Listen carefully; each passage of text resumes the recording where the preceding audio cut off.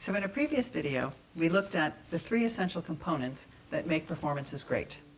In this video, we're going to look at what happens when you do have the first thing that we spoke about, which is that the actor is viscerally, emotionally connected to the circumstances of the character. But the second and third things are missing. So this is something that can really fool a director, especially when they're casting. Let's say you're casting something that's a very profound, deep, emotional, dramatic material. You bring an actor in and you can feel in the room, in the audition room, they're emotionally connected and we can feel that emotion and it's exciting. Then we go on set, we're shooting, the same thing is happening, like, wow, they're so emotional, this is so moving, this is so wonderful. However, you may have had the experience, when you get into the editing room in a situation like this, you can often be surprised to feel that actually, even though you know on set that actor was emotionally connected, that somehow you're distanced from the character, that instead of the emotion drawing you in, as you expected it to, you're actually almost pushed away. So I have a little analogy that I like to use so that we can learn to diagnose this when it's happening and, of course, prevent it before we've wrapped our project. The analogy that I like to use is the analogy of a pond.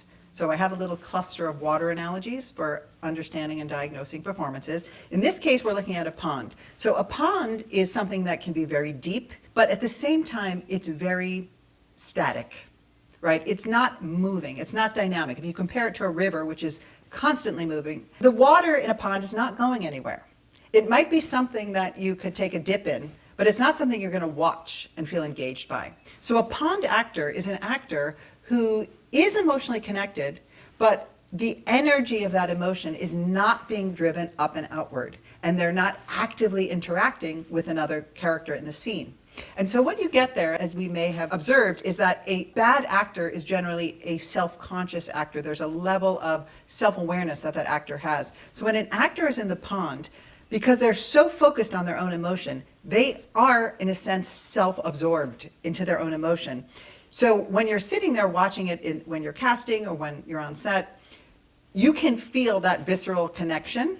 But when you put it on camera, the audience can subtly sense this person is thinking just about themselves. And as a result, we do not become engaged in the character, in their circumstances, and in their story. So now you know how to diagnose a pond actor. Thank you for watching.